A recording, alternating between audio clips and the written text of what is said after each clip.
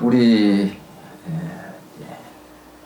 인간들뿐만이 아니라 살아있는 모든 존재가 가장 바라는 것은 행복한 삶입니다. 그러겠죠?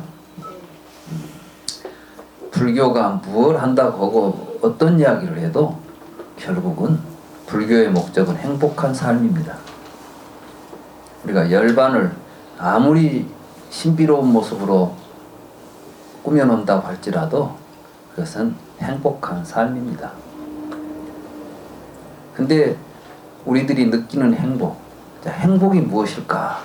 많은 사람들에게 이제 행복이 무엇일까? 이렇게 이제 만약에 물어본다면 사람마다 좀 다른 대답을 할 것입니다. 그러겠죠? 어떤 사람은 맛있는 거 먹는 게 행복이다. 어떤 사람은 좋은 옷 입는 게 행복이다. 이 사람들은 이제 맛있는 걸 먹는 게 행복이란 사람은 맛있는 걸 먹기 위해서 노력하고 살아요. 좋은 음식 먹으려고 해. 그러니까 그런 사람들은 좋은 옷 입고 다니는 건 별로 관심이 없어. 왜냐하면 저 돈이면 맛있는 걸 먹을 텐데 이러는 거지. 그러겠죠? 그런가 하면 또 이 좋은 옷을 입어야 행복하다고 생각한 사람은 먹는 건 좀 싼 거 먹어도 옷은 좋은 옷 입고 싶어 하는 거예요. 이게 이제 뭐냐면 가치관이에요.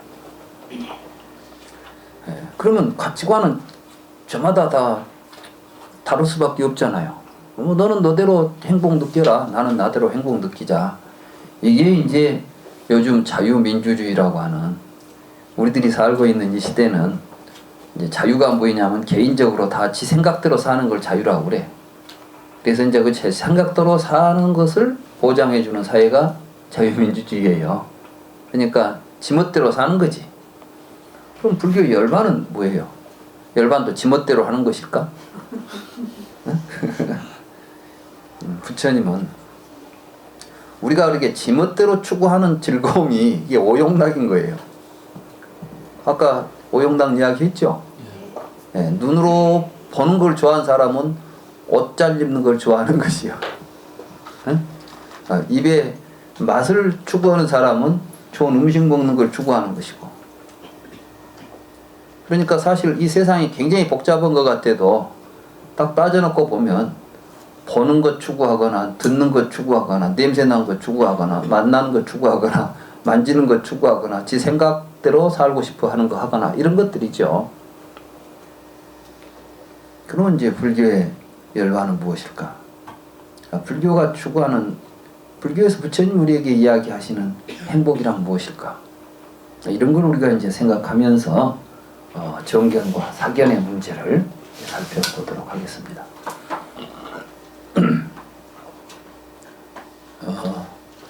우선 부처님을 우리가 잘 이해하려면 부처님 당시의 사회를 이해할 필요가 있어요.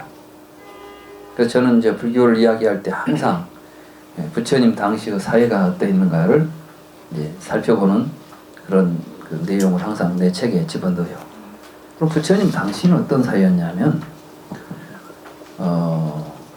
인도는 본래는 그 드라비다족이나 문다족이라고 하는 지금도 이제 인도에 그런 그 인종들이 있습니다. 이제 그분들이 어떤 분들이냐면은 피부가 좀 검고 좀 왜소하고 그래 지금은 인도에서 제일 그 천민 계급에 속해요. 수드라 계급. 이 사람들이 본래는 인도 원주민들이야. 그리고 여러분들이 잘 아는 인더스 문명 있죠? 그 인더스 문명을 일궈냈던 굉장히 훌륭한 역사를 가진 민족이에요.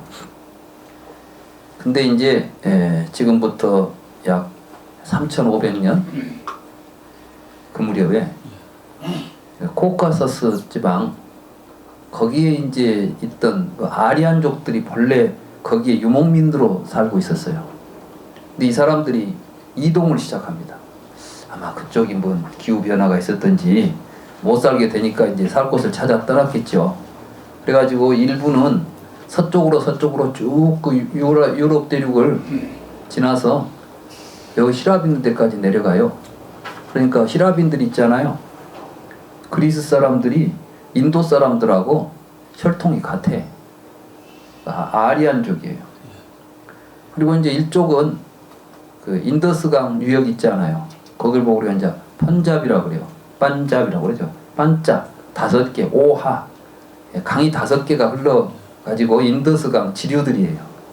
그러니까 여러 강이 이제 남한강, 북한강 모여가지고 한강 되듯이 5개의 지류들이 모여가지고 인도양 쪽으로 빠져 들어오면 그걸 보고 이제 반잡 지방이라고 그래요. 그쪽으로 통해서 내려오면서 토착민들을 몰아내고 그들이 이제 인도를 지배하게 됩니다. 그래서 우리가 지금 그 부처님 당시의 인도는 지금 인디아만을 의미하는 게 아니에요. 파키스탄 그 일대까지를 다 인도라고 봐요. 그리고 본래는 파키스탄하고 인디아가 한 나라였어요. 뭐 방글라데시 뭐 이런 게 있죠. 근데 그 뒤에 이제 저쪽 서쪽이죠. 서쪽에서 그 이슬람들이 11세기부터 이제 동진을 시작해요. 동쪽으로 그 세력이 뻗치기 시작한다고. 그래가지고 한 14세기인가 15세기쯤에 이제 거기에 그 무굴 제국이라고 하는 그 제국이 세워져요. 그래가지고 그게 이제 이슬람 국가가 된다고. 이슬람 그 회교 국가가 돼요. 그러니까 서쪽 지역이 훨씬 더 회교가 강하죠. 그러면서 이제 동쪽으로 계속 동진이 오는데 오히려 겐지스강 쪽에 가면 아직도 힌두교가 강하고. 그래서 이제 인도 쪽하고 파키스탄 쪽이 종교적으로 굉장히 이제 극단적인 대립을 하게 되는 거예요. 그래서 인도가 통일 이제 그 해방되잖아요. 영국 식민지에서 벗어났을 때 결국은 종교적 분쟁 때문에 간디는 인도가 통일해서 한 인도가 되기를 원하고 통일운동을 했던 것인데 종교적 갈등 때문에 이제 갈라져요. 그래서 파키스탄하고 인도가 갈라집니다. 그러니까 이제 지금 부처님 그 불교의 굉장히 중요한 많은 그 유적들이 파키스탄 박물관에가 굉장히 많아요. 그리고 지금 그 아랍권에 속해 있는 그곳에 불교 유적들이 엄청 많습니다. 전에 그 탈레반이 그 폭발해버린 세계에서 가장 큰 그 뭐 있죠? 그 바미안 석불 있잖아요. 그런 것들이 다 이제 거기가 바로 굉장히 대승불교가 성했던 곳이에요. 지금 우리가 말하는 거 파키스탄이라는 곳은 옛날에는 그가 아주 불교가 아주 굉장히 성했던 곳입니다. 그러니까 우리가 성지순례 하면서 밤낮 인도 쪽만 왔다 갔다 하는데 진정한 성지순례를 역사적으로 하려고 하면 파키스탄까지 다 돌아다녀야 돼. 그러니까 불교가 엄청난 영향력을 가지고 있었다는 걸 알 수가 있는 거예요. 근데 아무튼 이 사람들이 내려오면서 토착민들을 몰아내고 그들이 이제 그 과정에서 만들어지는 문헌을 웨다라고 그래요. 웨다. 리그베다. 이제 전쟁을 하면서 막 기도를 하고 우리 나가면 승리하게 해주세요. 막 이런 이제 기도들을 하면서 종교적인 신앙심들이 이제 고치되고 그들이 가지고 있었던 기존의 여러 가지 그 신관들, 신을 중심으로 해서 종교가 만들어지는 것이 브라만교예요. 그래서 이 브라만교가 BC 한 800년, BC 900년 이 무렵에 이제 브라마나라고 하는 그 문헌이 만들어지면서 인도 사회에는 사성 카스트 제도가 확립이 되고 완전히 이제 인도는 브라만교에 의해서 모든 사람들이 브라만교를 믿고 따르는 그러한 하나의 브라만교 사회가 됩니다. 그런데 그 뒤에 이 사람들이 이제 그곳에 정착해 살면서 이 사람들은 본래는 유목민들이에요. 유목민이라 하면은 그 양이나 소나 이런 걸 이제 끌고 다니면서 풀밭을 찾아다니는 거 아니에요. 이 유목민들은 문화가 축적이 안 됩니다. 왜냐하면은 계속되는 하나의 그 반복되는 삶만 있어요. 말하자면 올해는 이제 봄에는 이쪽에 초지가 좋으니까 여기서 이제 풀 많은 곳에 앉아서 이제 그 방목을 해요. 그러다가 이쪽 풀이 다 떨어지면 이제 딴 데로 옮겨야 되죠. 그러니까 집 지어서 그대로 집은 그러니까 뭐 오랫동안 머물 수 있는 집이 아니에요. 텐트야, 텐트. 그러니까 공통점이 그래. 유목민들은 전부 텐트 치고 살죠. 집 오래 지어놓을 필요가 없는 거예요. 언제든지 풀 떨어지면 옮겨야 되니까. 가축들에게 먹일 풀이 없으면 옮겨야 되는데, 그런데 초지에 뭐 주인이 따로 있었겠어요? 근데 내가 가서 보니까 딴 사람이 하고 있어요. 그럼 이제 내가 딴 데를 찾아가면 좋은데 도저히 딴 데는 가서 먹일 수가 없어. 그럼 어떻게 해야 돼? 밀어내야지. 그러니까 이제 그들은 그걸 통해서 이제 전쟁을 하는 거예요. 그 유목민들은 이제 그 유목민들 개념이라는 것은 뭐 힘으로 밀면 이제 땅만 차지하면 그게 내 땅이 되는 거야. 이런 의식들이 결국은 그 징기스칸 같은 사람들이 그냥 맞아 불화파까지 밀고 갈 수 있었던 그러한 그 생각들.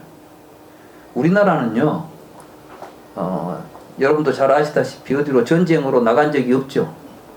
그래서 들어온 전쟁이 오면 이제 막기만 해.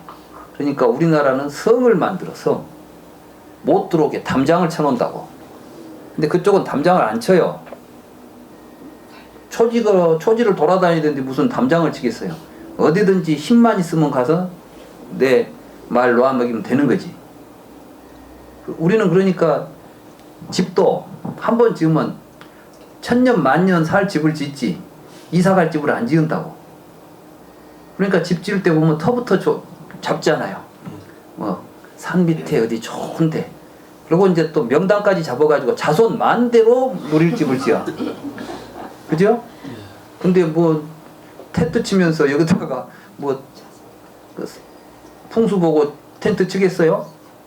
초지 아무데나 세워놓고 앉아서 말 들어오고 살다가 또 옮기고 이런단 말이지. 그러니까 이제 그런 곳에는 문화가 축적이 안 되기 때문에 징기스칸 살던 식으로 지금도 몽고의 유목민들은 똑같이 살더라고. 여러분들 그 영화 보면 그렇잖아요. 지금도 말 타고 다니고 똑같은 짓을 해. 그러던 사람들이 인도로 살 곳을 찾아서 초지를 찾아서 내려오다 보니까 평야지대가 열리고 거기에서 이 물이 좋으니까 이미 일찍부터 농경사회가 전개된 거예요. 그래서 이제 쌀의 원산지가 인도입니다. 우리가 쌀이라는 말 있잖아요. 그 인도 말이에요. 스님 스리랑카에서 쌀 뭐라고요? 쌀이라고 해요. 왜냐하면 인도말 쌀이 쌀이에요. 그 쌀이 우리나라에 와서도 쌀이 된 거예요. 그러니까 세계적으로 이제 쌀의 원산지가 인도인 거예요. 일찍부터 그러니까 벼농사를 지어요. 부처님 아버지 이름이 정반왕이에요. 그 형님 아버지 형님 이름은 백반이고. 그러니까 이게 뭐냐면 흰 쌀밥 먹은 사람들이다 이런 뜻이야. 조금도 이상할 게 아니라 그 당시는요, 사람 이름이 옛날 우리가 그 뭐 늑대와 춤이라는 그 영화 있었죠. 그때 인디안들이 사람 이름 지을 때 뭐 달리 이름 안 짓잖아요. 늑대가 춤추고 있으니까 늑대가 춤춘 놈. 그러게 늑대가 춤춘 놈이야. 부처님이 라울라라고 이름 짓잖아요. 부처님이 그냥 아들 태어났단 말을 듣고 아이고 방해꾼 생겼네 한마디 했더니 그래 이름이 라울라야. 부처님이 방해꾼이라고 불렀으니까. 부르면 이름 되는 거예요. 아무튼 이제 인도에 그런 상황에서 이 사람들이 내려와서 보니까 전혀 다른 문화를 접한 거예요. 근데 농사 짓는 사람들은 싸울 줄은 몰라 또. 이 사람들은 틈만 나면 언제든지 싸울 준비가 되잖아요. 그래서 사실 이 사람들은 전차를 가지고 전쟁을 하는 사람들이에요. 이제 말에다가 전차는 뭐냐면은 말에다가 뒤에다가 여러분들 그 배너 봤죠? 배너 그게 전차예요. 근데 그때에 말이 4마리가 끌게 돼. 전차를 끌 때. 그래서 이제 그 군대 편제가 이제 그런 전차를 통해서 만들어지고 전쟁을 하게 되면 이제 전차 부대가 출동하고 그래요. 그래서 아무튼 이제 이런 그 무기를 가지고 전쟁은 능숙하게 잘하지만 사실은 문화나 문명은 뒤져 있는 사람들이었는데 여기 와가지고 전쟁을 하는데 농경 사회가 버텨내겠어요. 그래서 그 사람들이 전부 이제 노예가 되고 이 사람들이 사회를 지배하게 됩니다. 그렇게 되면서 브라만, 크샤트리아, 바이샤, 수드라라고 하는 사성 카스트 제도가 만들어졌던 시기가 BC 10세기에서 8세기 사이라고 역사학자들이 보는 거예요. 부처님 태어나시기 전에 한 200년 전에 이미 인도 사회는 브라만교에 의해서 인도 사회가 완전히 새로운 이제 정치 구조를 가지고 사회가 형성되었다. 그때 이제 한 200년 사회가 만들어지고 시간이 지나가다 보니까 이제 문화가 축적이 돼요. 그러면서 상공업이 이제 발달하게 됩니다. 이 상공업이라고 하는 것은 농사를 짓게 되면 농사 짓는 도구들을 만들 필요가 있어요. 그리고 그때 계속 발전할 거 아니에요. 그래서 좋은 도구를 만들면은 남한테 팔면은 큰 이익을 얻을 수가 있어. 이렇게 되니까 이제 화폐도 만들어지고 경제가 시장이 형성되는 거예요. 그래서 부처님 당시가 되면은 도시국가들이 만들어져요. 처음의 국가 형태는 민족국가, 부족국가, 같이 몰려다니던 사람들끼리 형님 동생하고 같이 살다가 하나의 그 큰 집단이 만들어지는 것인데, 이제 그 집단들이 하나의 지역들을 차지하고 사는 가운데 시장이 형성되게 되면은 시장을 중심으로 해서 물물 교환이 이루어질 거 아니에요. 교환이 이루어지고 있는 장소에는 이제 거강꾼들이 모이게 돼. 말하자면 장사하는 사람들이. 그러면 장사하는 사람들이 모여가지고 하나의 큰 이제 그 집단을 형성하게 되면 이게 이제 국가적 형태를 띠게 돼요. 그래가지고 그 국가적 형태가 나타나게 되면 여기에는 전통보다는 그들의 이해관계에 의해서 모이는 집단이 되는 거예요. 그것은 현대 우리들의 삶을 보더라도 우리는 그 과정을 우리가 지금 해방 이후에 약 한 60년 사이에 그 과정을 겪어요. 저는 그걸 보고 너무나 놀랐어요. 부처님 당시에 사회의 변화하고 거기서는 한 200년 변화하는 과정이 있었는데 우리는 그 변화가 60년 동안 일어났구나. 그게 뭐냐면 우리는 해방되었을 때에 많은 사람들이 여러분들 뭡니까 옛날 사진 보면 독립만세를 부르면서 막 해방 그래가지고 그 깃발 들고 나온 사람들이 어떤 옷 입고 있어요? 대부분 치마저고를 입고 남자들은 핫바지 입고 있죠. 양복 안 입었더라고. 일제시대에 살면서도 그 객지에 나가서 활동하는 사람들은 도시에 나간 사람들은 일본식으로 옷을 입고 일본식으로 이제 그때 양복이라는 것은 일본식 옷이야 말하자면 일본이 개화돼가지고 입던 옷을 우리도 이제 따라서 입은 그런 식이라고 한다면은 시골의 전통 사회에서는 절대 그렇게 안 해요. 그러니까 지금도 우리가 뭐 혼사 되면 전부 한복 입자고 하잖아요. 이런 것들이 이 농촌은 그대로 지금 전통을 유지하고 있는 사회가 그대로 남아 있는 것이고 도시와 농촌의 문화적 구조가 굉장히 다른 겁니다. 근데 그때는 도시가 농촌보다 규모가 크지 않아요. 왜냐하면 산업 구조가 농업을 중심으로 되어 있어 우리나라가. 그래서 우리나라가 해방이 막 되고 나서 60년대, 70년대 초까지 70년대 초죠. 우리가 뭐 대학 다닐 때 이때까지만 해도 농사 짓는 인구가 산업 인구 중에서 가장 많았어요. 특히 60년대 같은 경우는 약 8, 90%가 농업이었으니까. 여러분들 어렸을 때 뭐 아버지 직업 그럼 거의 다 농업이라고 썼죠? 그러던 사회에서 우리는 이제 경제개발 한다 해가지고 이 산업을 발전시키기 위해서 농촌의 인구를 도시로 유입시키는 정책을 써요. 그게 뭐냐면은 이제 우리들은 자연스럽게 막 모두 도시로 나갔잖아요. 자연스럽게 나간 게 아니에요. 국가적 구조 속에서 말하자면 농촌 생활을 어렵게 만드는 거예요. 농촌에서는 살 수가 없는 거죠. 그러니까 이제 도시로 나가야 돼. 그래서 도시로 나가게 되면 이 사람들은 아무것도 없이 빈손으로 나갔으니까 아주 싼 노동력이 만들어지는 거예요. 그 싼 노동력을 끌어다가 공장에다 집어넣어서 산업을 발전시킨 거예요. 그러니까 사실 지금 우리가 큰 사업체들이 큰 부를 누리고 있는 것은 그러한 정책 속에서 싼 노동력을 토대로 해서 지금 만들어진 부니까 실질적으로 재벌의 독점적 부가 되어서는 안 되는 것이에요. 우리가 같이 사회적으로 만들었던 부니까. 근데 우리는 지금 그것을 사유재산이라는 제도 속에서 개인적인 것으로 치부해버리고 세금까지 적게 해주고, 그러니까 굉장히 부당한 경제적 구조 속에서 서민들의 삶이 어려워지는 거예요. 역사적으로 우리가 이제 그런 걸 정확하게 보고 해야 되는데, 이런 것들을 의식하지 못하고 보고 있으니까 막 어떻게 되는지도 모르고 막 투표하는데 막 경제가 우선입니다, 경제합시다 그러면 뭐 말만 들으면 찍어. 그런데 찍고 나면 다 헛소리잖아. 하나도 말한 대로 안 되잖아요. 이게 우리가 이제 이런 상황에 대한 무지에서 비롯되는 거죠. 근데 아무튼 이제 그건 뭐 정치적인 이야기니까 그만하고 여기는 정치하는 이야기가 아니니까. 그런 사회 속에서 우리의 전통 문화가 파괴되죠. 옛날에는 시골에서는, 지금도 시골에 가면 유교적인 뭐 제사를 모셔야 된다, 뭐 가면은 학렬이 있어가지고 막 형님 동생 뭐 조카 며느리 막 하고 여러 가지 있잖아요. 이게 지금도 시골에 가면 좀 자유롭지 못하죠. 우선 가면 이제 어른부터 찾아봐야 되고, 그렇게 알아야 또 뭐 훌륭한 가문이고 막 이런 거 있잖아요. 혼사할 때도 뭐 저 집안 따지고. 근데 요즘은 이제 그렇게 안 되지만은 시골은 여전히 그런 것들이 남아 있어요. 근데 이제 남아 있을 것도 없이 되어버렸지. 지금 사람도 안 살게 됐으니까. 근데 우리는 그만큼 그러한 것들이 계속 파괴되면서, 그러면 그것을 대신할 수 있는 뭐가 나와야 될 거 아닙니까?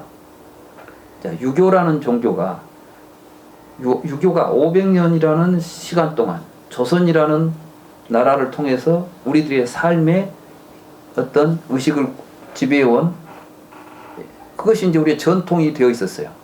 근데 그것이 해방 이후에 급격히 이제 사회적 변화와 도시화되고 산업화되는 과정 속에서 무시돼 가죠.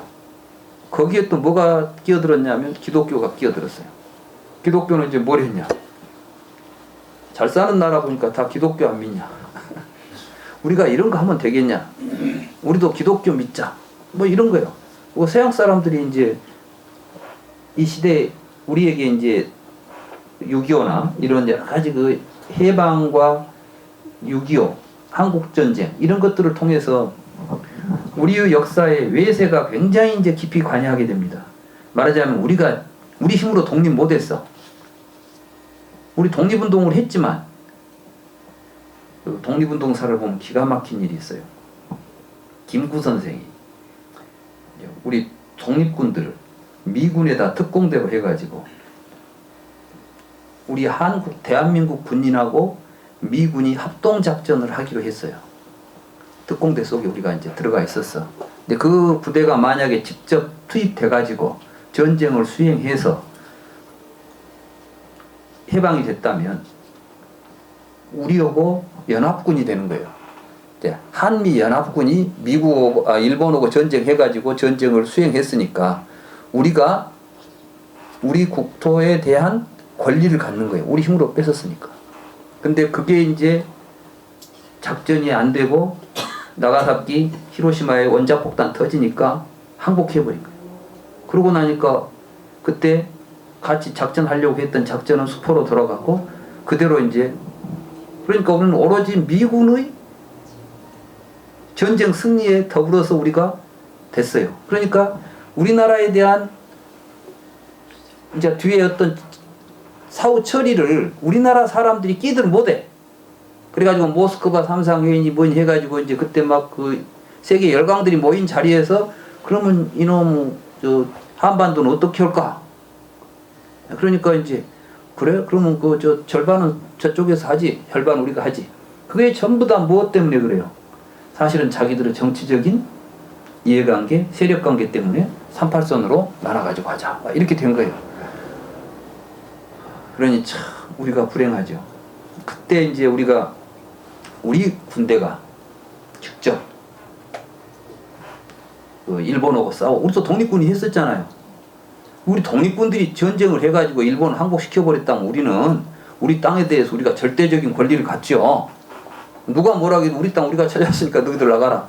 이렇게 할 수가 있는데 이제 그렇지 못한 상태가 지금까지 연결되고 있는 거예요. 그래서 이런 것도 우리가 지금 갖게 되는 역사적인 그런 와중에 외세가 강하다 보니까 그 외세에 더불어 오는 것들이 이제 선교사들이에요. 그래가지고 그것이 6.25나 이런 것들을 통해서 굉장히 강력하게, 특히 이제 미국의 어떤 그 미군정이라거나 또 이승만이라고 하는 그 초대 대통령의 그 정치적 성향이라거나 종교적 성향들이 이제 강하게 교육이나 이런 다양한 방향에 이제 영향을 미치면서 오늘 우리는 이제 거의 우리의 전통 사상들이 전부 이제 파괴되어 버리는 이런 이제 비극을 안게 됩니다. 근데 아무튼 시대가 변하면은 이제 사상이 변하는데, 그것은 서양의 역사에서도 마찬가지예요. 서양도 보면은 기독교 1000년 동안 중세를 이제 기독교가 지배하죠. 그러다가 이제 르네상스, 그러면서 이제 종교혁명이 일어나고 르네상스 일어나잖아요. 그때 이제 결정적으로 자연과학이 이제 르네상스와 더불어서 이제 자연과학이 싹틉니다. 그러면서 기독교의 기존의 진리관들이 위협받게 되죠. 그러면서 이제 기독교의 모든 그 윤리체계 이런 것들이 무너져 내리면서 이제 서양에서는 굉장히 윤리적인 혼란을 겪어요. 마찬가지예요. 우리도 마찬가지고. 인도가 바로 그와 똑같은 상황인 것이에요. 이제 인간의 역사를 살펴보면 지역이 다르고 시대가 다르다 할지라도 사실은 그런 것들이 계속해서 반복되고 재생되는 그러한 구조를 갖는다는 것을 우리가 이제 살펴보면 알 수가 있어요. 부처님을 우리가 생각할 때, 나는 불교를 이해하는 사람들이 그냥 맹목적으로 부처님을 하나님 보듯이 보는 것은 이건 불교를 이해하는 바른 시각이 아니에요. 역사적으로 부처님을 이해할 필요가 있다. 그럼 역사적으로 부처님을 이해했을 때 부처님은 어떤 분이냐? 그 당시 사회상이, 지금 우리 시대에 보면은 우리나라에 지금 종교가 얼마나 많이 들어와 있는지 아십니까? 세계에서 종교 이름 가진 것은 대한민국에 다 있대요. 종교 수가 우리나라만큼 많은 종교가 있는 데가 없어. 그만큼 지금 우리가 살고 있는 대한민국은 정치적으로도 지금 굉장히 난백상을 가지고 있잖아요. 종교적으로, 사상적으로, 문화적으로 아주 얽혀 있는 거예요. 복잡해. 이렇게 복잡한 사회가 없어요. 미국은 여러 이민들이 모여가지고 있으니까 복잡한 사회였는데, 현재 대한민국의 의식 구조는 미국보다 더 복잡해요. 아주 복잡한 나라입니다. 근데 부처님이 살던 시대가 비슷한 시대였어. 그때 이 부처님 시대에 어떤 사상들이 출현하느냐 하면은, 브라만 사상은 브라만이라는 신에 의해서 이 세계가 만들어졌다고 보는 거예요. 그러니까 뭐 큰 범주에서는 창조론이나 마찬가지야. 브라만 창조론이지. 브라만 신이 이 우주의 모든 만물을 만들었다. 이렇게 이제 주장한다면, 그러한 신의 존재를 인정할 수 없는 사람들은 이제 새로운 주장을 하게 돼요. 그게 뭐냐면은 유물론자들입니다. 그게 이제 지수화풍 4대설을 주장하는 사람들이에요. 우리가 절에서 이제 우리 불교 본문에도 보면 4대라는 이야기가 나오죠. 아까 지수화풍 4대가 사방에 독사처럼 있다 했잖아요. 사실은 그 지수화풍 4대가 독사처럼 있다는 것이 부처님의 불경 속에서 본다면은 유물론을 의미하는 거예요. 유물론적인 사상적 토대들이 사실은 우리들 속에 있는 거예요. 특히 이제 현대는 자연과학이 원자론을 이야기했어요. 원자론은 4대론과 형태가 똑같아요. 다만 종류만 틀리지. 인도 사람들은 원자가 4가지가 있다 했고, 지금은 이제 현미경으로 보니까 원자가 100 몇 가지가 되더라 해서 원자 가지수가 틀려서 다르게 보일 뿐이지, 인도의 4대설하고 현대 과학의 원자론은 그 내용이 전혀 다를 바가 없는 겁니다. 그러니까 부처님 당시에 이미 현대 과학과 같은 유물론적 사고가 나타나 있었습니다. 그런가 하면은 기독교 같은 브라만교가 있었고, 세상 사람들은 도대체 어떻게 살아야 되느냐. 그래서 이제 세상 사람들은, 이 유물론자들은 어떤 이야기를 하느냐. 요즘 자연과학에서 우리에게 보여주는 것은 사람은 죽으면 그만 아니냐. 왜? 원자가 모여있다 흩어지는 것이 생사죠. 인도 유물론자들도 똑같이 이야기합니다. 4대가 모여 있으니까 살아있지. 4대 흩어지면 그만 아니냐. 그러니 죽으면 어떻게 되겠어요? 죽으면 아무것도 없는 거야. 그러니 어떻게 살자고? 살아있을 때 잘 먹자고? 이게 이제 쾌락주의예요. 지금 현대 자본주의의 행복론은 쾌락론입니다. 돈이 우리에게 해결해 줄 수 있는 것은 쾌락을 많이 주는 거죠. 아까 말했듯이 오용락, 꿀빵을 많이 먹는 것 외에는 돈이 우리에게 해줄 수 있는 게 아무것도 없잖아요. 그거면 됐지 뭐. 그러니까 이제 결국은 뭡니까? 돈벌이가 최고야. 근데 윤리? 윤리가 무슨 소용이 있어? 브라만교에서는 이제 그렇게 말했죠.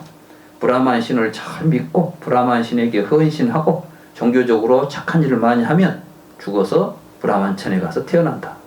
그렇지 못한 사람들은 윤회한다. 이게 이제 윤회설이에요. 그러니까 4대설을 주장하는 이제 로카야타라고 그래. 세속주의자들. 이 사람들이 나타나가지고 웃기지 마라. 브라만이 어디가 있냐. 내놔봐라 브라만. 브라만천 갔다 온 사람 있어? 이제 이러는 거야. 아무도 보지도 못하고 가지도 못한 이야기 하지 말고 눈에 보인 건 이야기하자. 흙 있지 않냐? 물 여기 있지 않냐? 불 여기 있지 않냐? 이런 것들이 모여가지고 봐라.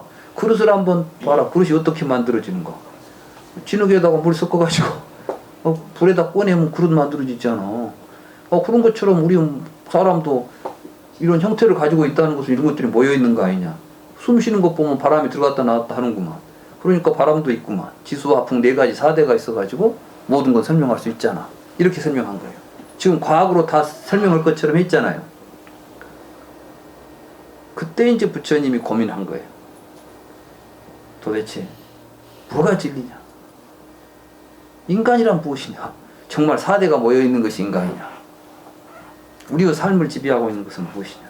중요한 게 무엇이냐? 이런 걸 이제 다각적으로 부처님은 생각하신 거예요. 그 결론이 이제 부처님의 깨달음으로 귀착됩니다. 그렇기 때문에 우리가 정견, 사견을 이야기할 때 부처님께서는 그 당시 인도의 모든 사상들이 올바른 철학이 아니다. 정견이 되지 못한다는 것을 깨달은 거예요. 쉽게 말하면 요즘 지금 우리 주변에 철학이라는 이름으로 존재하는 많은 철학들이 있죠. 종교라는 이름으로 존재하는 많은 종교들이 있죠. 과학이라는 이름으로 존재하는 많은 학문들이 있죠. 여러분들은 뭐가 진리예요?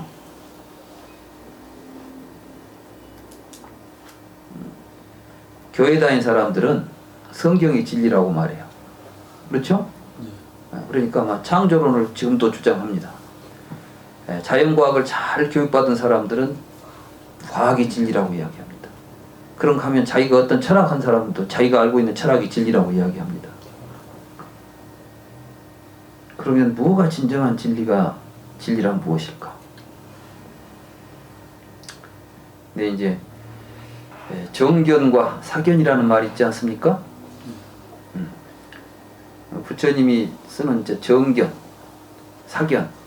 제가 그 산스크리트로 된 말을 이제 분석을 해봤어요. 그랬더니 정견은 사마디띠예요. 사마디띠. 사마디띠가 뭔가 했더니 사마라는 것은 일치한다 이런 뜻이야. 서로 어긋나지 않는다.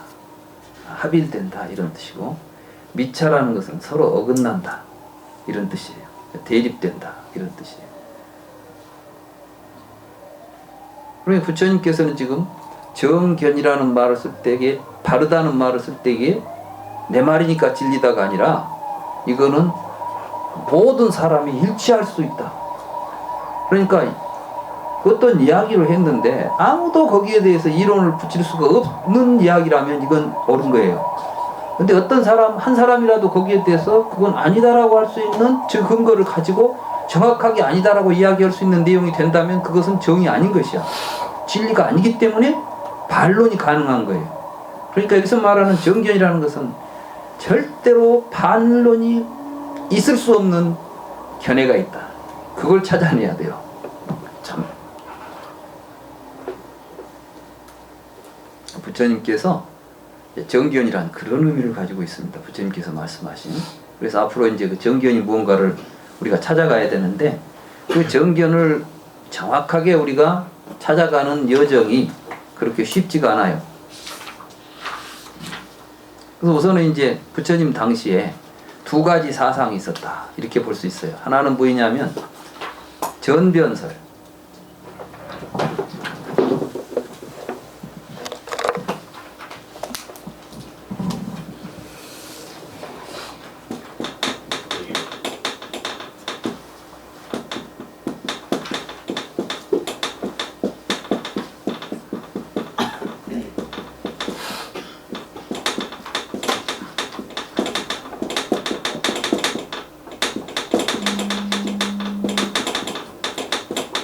전변설이란 무엇이냐면은 태초에 브라만이라는 신이 있었는데 이 브라만이라는 하나의 신이 여러 가지가 되고 싶어 가지고 처음에 불이 만들어지고 그 불이 나와서 뜨거우니까 식히려고 물이 만들어지고 물이 나오니까 거기로부터 세상에 여러 가지 생물들이 먹을 수 있는 영양분들이 만들어졌다.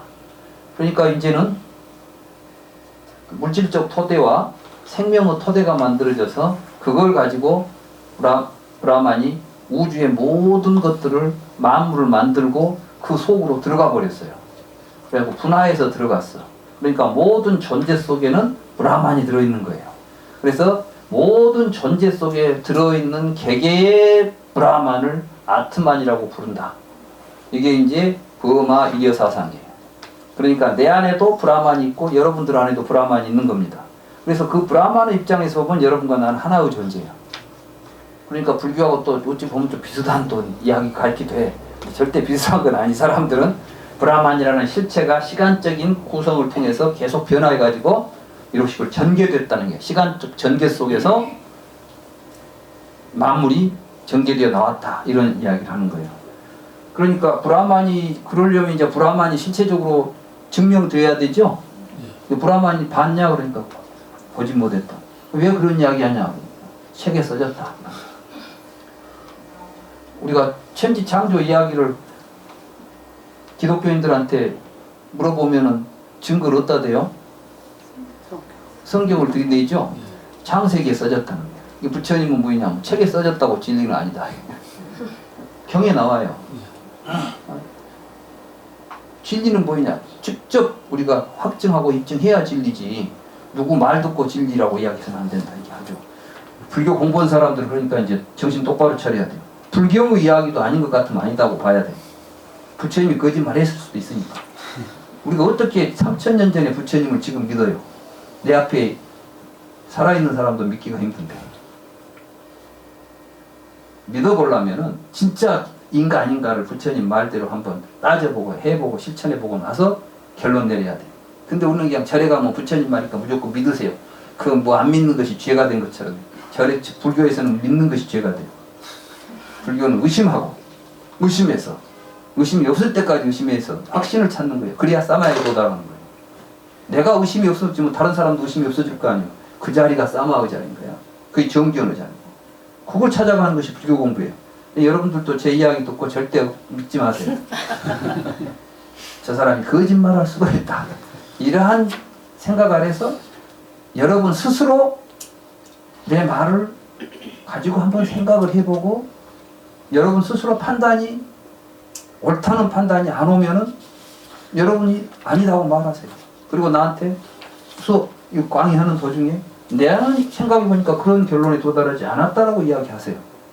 그래야 나도 저 사람이 제대로 지금 생각을 해갔는지 혹시 내가 잘못 생각했는데 그걸 지적해 준다면 나는 감사하게 받아들일 것이고 그분이 좀 뭔가 가운데 과정에서 잘못이 있었다면 내가 그것은 이렇게 생각하는 것이 옳다고 이야기해 줄 수 있다 이 말이에요.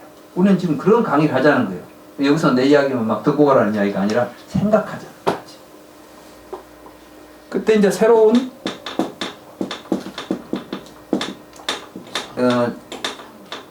사상가들이 출연했다 그랬죠? 이 사람들을 인도 말로 슈라마나라고 불렀어요. 슈라마나라는 말을 이제 빨리어는 쌈만나라고 그러고 그것을 하문으로 사문이라고 불렀다. 그러니까 우리 절의 스님들도 사문이라고 부르죠? 그건 뭐냐면은 고다마도 슈라마나였으니까 부처님도 그 당시 새로운 사상가 중에 한 명이었다는 이야기예요. 그러니까 브라만교를 반대하고 부정하고 나온 사상가 중에 한 사람이야. 근데 이 부처님은 다른 사상가들하고는 틀렸어. 왜냐하면 대부분의 그 당시 부처님 외에 많은 사상가들은 어떤 사람들이냐면 적취설이에요. 적취설.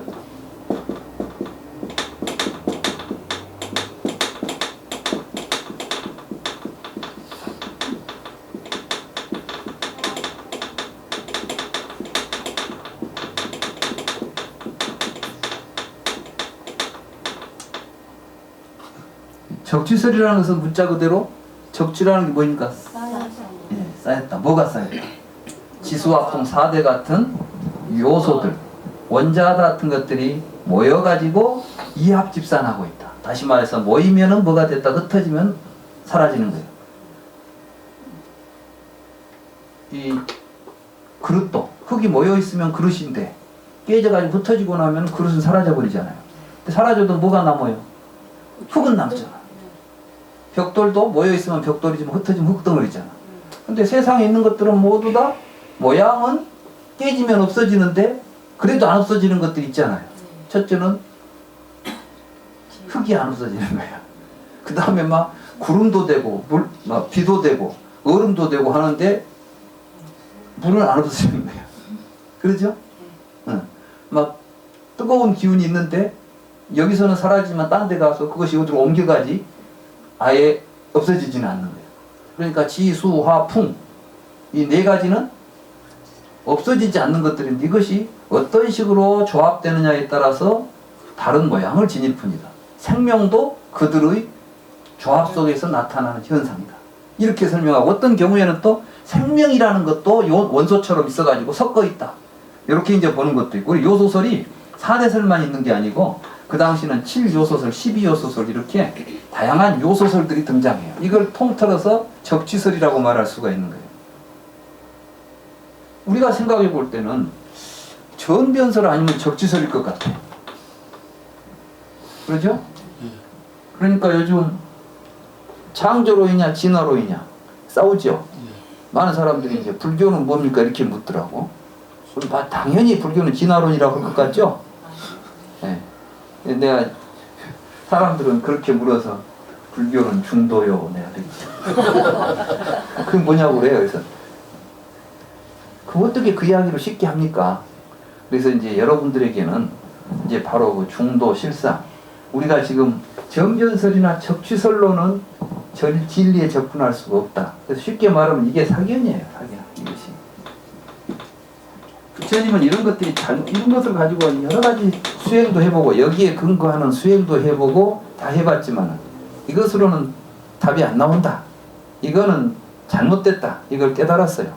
그래서 부처님께서는 뭐랬냐? 불교. 불교는 뭐겠어요? 연기설이 연기설.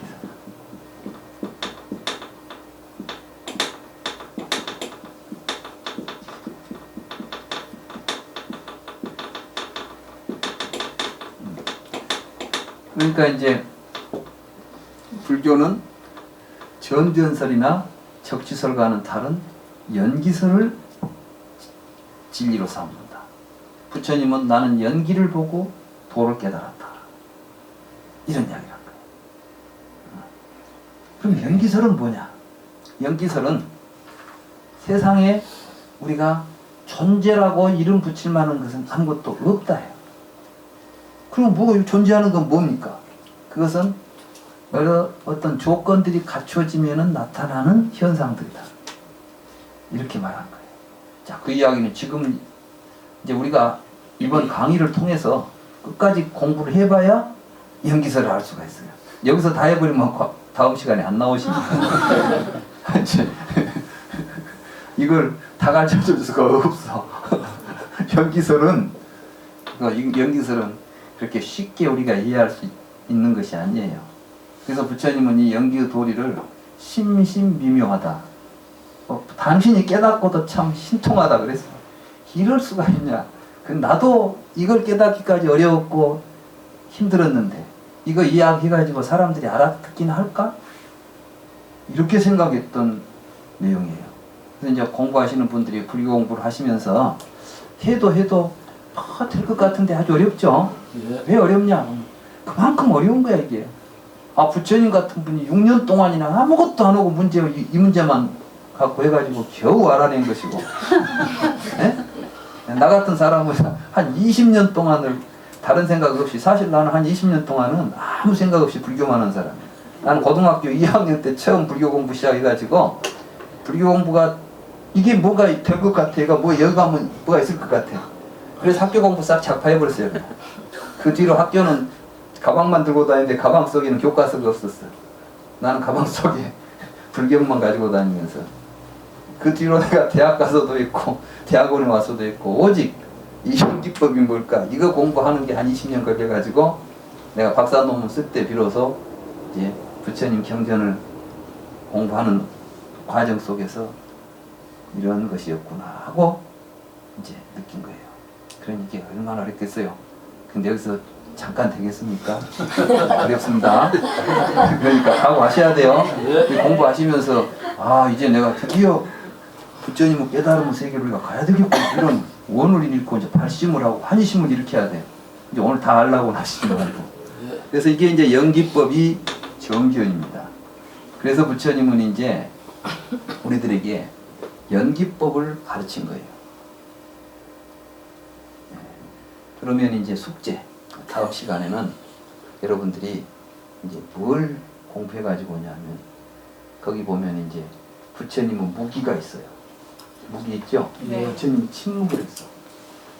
정말 왜 부처님이 침묵했을까 하는 이야기를 내 책을 읽어보시면서 사유도 하시는데 내 책을 읽었다고 해서 그대로 공감이 절대 안 올 거야. 왜냐하면 여러분들은 생각이 변하기 전에는 그 생각을 가지고, 말하자면 사견을 가지고 있으면 읽어도 그런 것 같은데 아니고 들똥말똥 하다 말아버려. 그런데 이게 이제 정견이 딱 자기 생각이 정견으로 이루어지면 그렇지. 그리고 이제 손바닥을 탁 치게 되는 거야. 맞아, 이랬구나. 그러니까 결국은 이 무기의 문제를 생각하면서 자기 생각을 가지고 이 무기의 문제를 풀어가려는 게 아니라 자기 생각이 뭐가 잘못되어 있는가를 찾아가면서 사유를 진행해야만 무기가 이해되는 거예요. 그만큼 어려운 문제예요.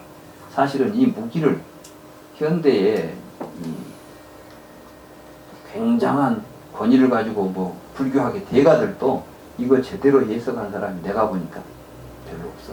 뭐 아무도 없다고 하면 좀 그렇고 별로 없어요. 그만큼 어려운 문제라. 그렇죠? 네. 그러니까 그렇게 하시고 오늘은 이제 숙제로 제 이야기를 마무리하겠습니다.